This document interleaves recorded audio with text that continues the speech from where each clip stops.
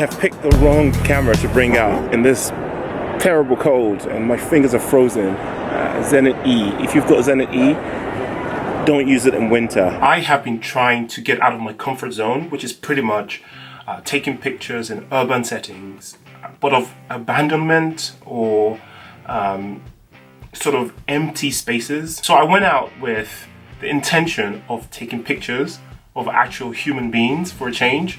It's kind of street photography, but from a removed distance. So rather than taking something like a 35mm lens and sort of moving in close on the subject and capturing the environment, you know, the classic street photography thing, which is so not in my comfort zone. I've decided to opt for sort of like a more removed positioning, which kind of reflects more my style.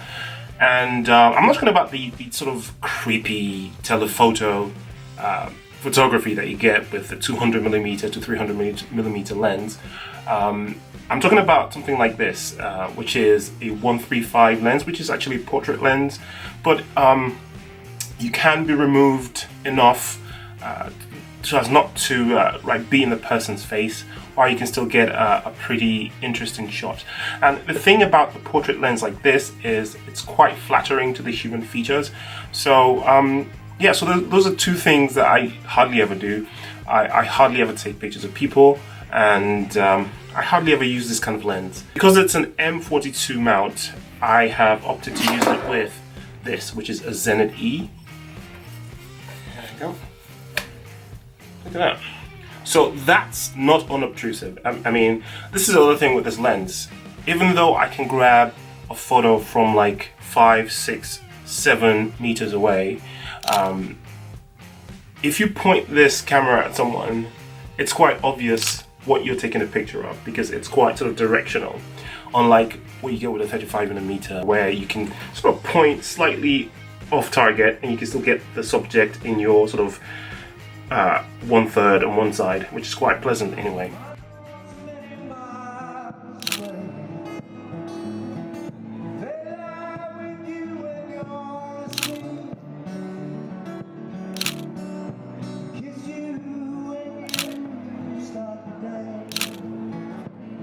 This camera isn't the best. I know it was designed in the Soviet Union, and it's designed to operate under extremely low conditions in terms of temperature.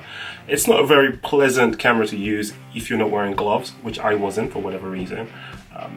But it was quite interesting. Actually, a lot of older gentlemen kept staring at this camera because obviously they probably recognized it, because it's quite a popular camera. There was so many of them made, so a lot of people know them, have them, or used to have them back in the day. So even though the theme was taking pictures of people, which I did take a few of, I couldn't resist taking pictures of, you know, building structures, some interesting elements, as I usually would. And also, one thing that I find really cool about the 135mm and above sort of telephoto focal lengths are that when you take pictures of architectural structures, you get less of the divergent lines, or convergent lines rather, that you get with wider lenses that are usually preferred for cityscape and landscape. So you're able to get buildings that are perfectly straight because you're quite far removed from them, and you get the perspective where they seem more straight than they would.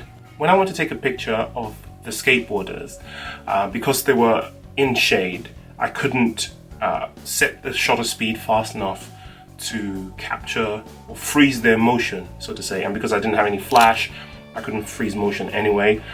Also, probably skateboarders don't want to be flashed in the face when they're trying to do their tricks.